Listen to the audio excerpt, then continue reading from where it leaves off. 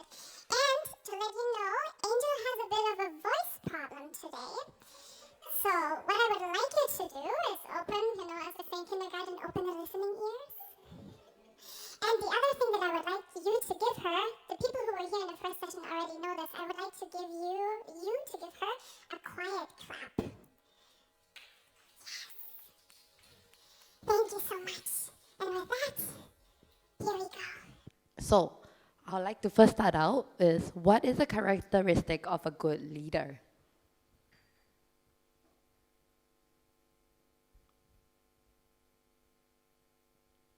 Okay, I can see compassion, listening, empathy, empathetic, stands behind you, encourager, compassion is really large, caring. Okay, I'm gonna give a few more seconds for the 6 people typing.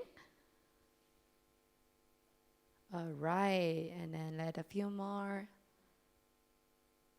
Okay, as we can see, there is so many good characteristics of how we identify who is a leader, what we look for in a leader.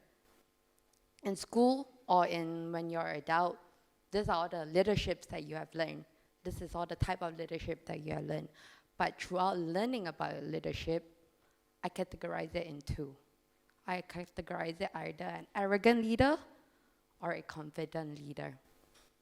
Okay, can anyone feel free to type between that two categories? What do you guys think are the difference?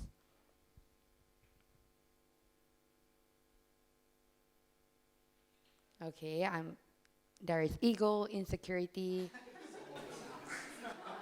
small panic. Okay. Ego, self-awareness, letting others shine, okay? Arrogant, might not care as much. Listening versus ego. Power versus empowerment. Values, openness to feedback. Compassion once again. And let everyone typing finish first, and then we can move on as well. So we can see that arrogant leader has every answer. Confident leader is confident in you.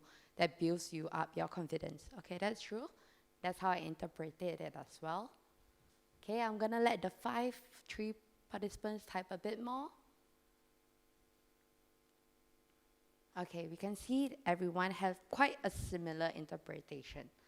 So from going through a lot of leadership training and reading up on leadership myself, these are the few key differences that I feel between the two leaderships type. An arrogant leader thinks that they know it all. They are the smartest in their team. They are not open to learn. It's all about them. So if the team is successful, the result is all because of them. They order people around, and they are not willing to admit that they are wrong. Whereas a confident leader believes that everyone in their team is smart. They're open to learn. It's all about their team. So if the result is, even though people are praising them, they'll be like, no, this team member did it, right? They do the work with the team just like the picture. And then they are willing to admit that they are wrong, okay? Have this in mind. And you might be wondering, how does this relate close to home, right? So, this is a story about my mom. When I was 8 months old and she was 31 years old, she was diagnosed with lymphoma cancer. And that means that she only has a 0.01 chance of survival. Throughout that period when she was going through treatment, at one point, the doctor actually told her she would die within 3 days. Okay? But thankfully, she was eligible for a researched treatment, and she successfully overcome cancer, and she's still a 26 years cancer-free survivor.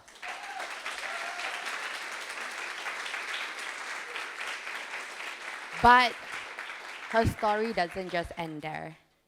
When I was 2 years old, as you can see in that picture, which is 2 years after she survived from cancer, my dad was diagnosed with stage 4 cancer. And unfortunately for our family, he passed months after that. So with this quote, remember this: Life is 10% of what happens to me and 90% of how I react to it. So this story is about how my mom, 90% how she reacts to her situation throughout this time. But I'm not my mom, so I can't fully tell you a story about her. But I can tell you about a story about myself and how she has helped me. So back at home right now, this is how, if you speak to my friends, this is how they will describe me. But back then, this is how they will describe me. Okay? So you might be wondering, why is there a 180 difference between the two? And that's because of my mom. So majority of you, for your individual childhood photos album, it'll most likely be only your pictures growing up, only your baby photos are you playing with your kids. But mine was like this. Wedding pictures on my parents' wedding, siblings pictures, siblings and I, individual baby pictures of my siblings, and my picture. You might be wondering why is that, and I was too. I did ask her once, and this is what she told me. No matter where you would be, you will forever know who your siblings are and who your parents were. At least there is a way you can find your siblings.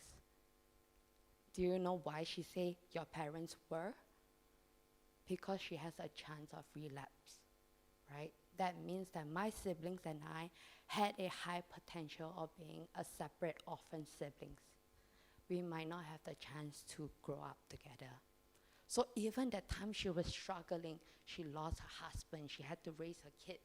I was only 2 years old. My siblings were 7 and 6. Yet she could have think ahead of her kids and not dwell about the situation that she is in. She think of her future of her kids. If she's not around, she wants her kids to be together.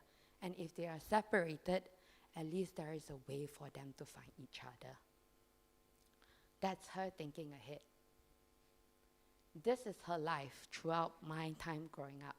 She lived paycheck to paycheck. She worked 6 days in a week. Her working hours is from 11 a.m. till 10 p.m. She had 3 kids to care for all by herself. She was running a small business, a small neighborhood furniture shop, and with her youngest constantly falling ill and needing to go to the hospital. So with all these resources, right, sometimes even in work, when we have limited resources, you will place your bet, right? You will spend your resources based on the things that will provide you the best outcome. With her limited resources, she may needed to place her bet, right, among her kids. She had to choose her characters, right? Her avatars, who would be the best one from her limited resources that she could. So I'll give you guys a few seconds to just read through the avatars that she had to choose from.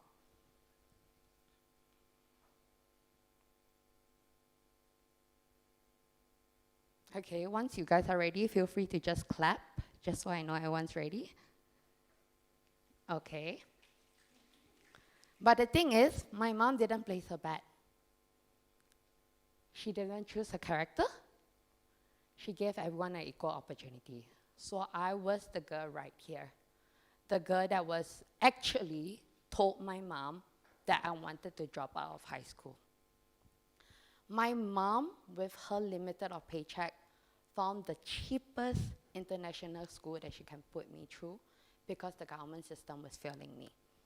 And with that, no matter what, she tried to embrace what I was good at, whatever crazy idea I had. At age of 15, I wanted to start a YouTube channel. And you know what she did? She bought me a DSLR with a microphone. At the age of 16, I wanted to interview international YouTubers that's coming to Malaysia and start a blog. You know what she did? She took leave from her work to send me to all those interviews. And because of her opportunities she's given me, I found myself in international school. I was active in sports.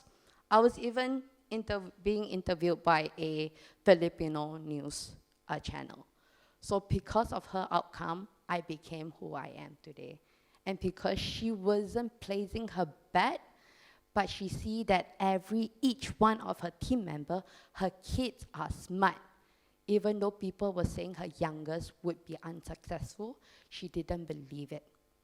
She believed that I could be successful, and she tried to find way to help me excel. So, going back here, remember the keyword that your confident leader will be there to do your work with you, right? As you know, I wasn't intelligent in high school, based on the character that you see. I was barely passing my exams. Sometimes I would even come back from my exam with a 9 out of 100 in my papers. So that's how bad I was in studies. And back in the days, for our parents' time, none of them actually go to high school. None of them even go to uni. My mom was one of those that had to repeat twice of her international exam because she failed the first time. So she didn't like studying too. But because she is the confident leader, every time after work, besides just sending me to all the schools or tuitions that my siblings go for, she studied my syllabus.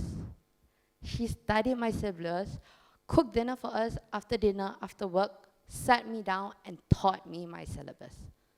And because of that, I was able to pass my national exams, right? So, wrapping it up, what is confident leader? Once again, confident leader is you believing in all your members, that every member is smart. It's all about them. So no matter what achievements that my siblings and I have, my mom will never take credit for it, yet she would just say she's lucky. But I'm telling you today, no matter what achievement my siblings and I got, it's because of her. And lastly, the thing that my mom really taught me is doing the work. No matter how struggling it is, or no matter how much you find something that is so simple, and you don't get why your team member or your siblings or your friend don't understand it, try to sit down and understand from their perspective. Because there's always a reason. My reason was I was being compared to my siblings, and I didn't have the confidence. And my mom realized that, and she tried to give me that confidence.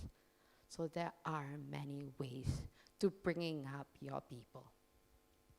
So that kind of wrapped up my talk. Feel free to ask questions. As I can see, there are questions. Thank you.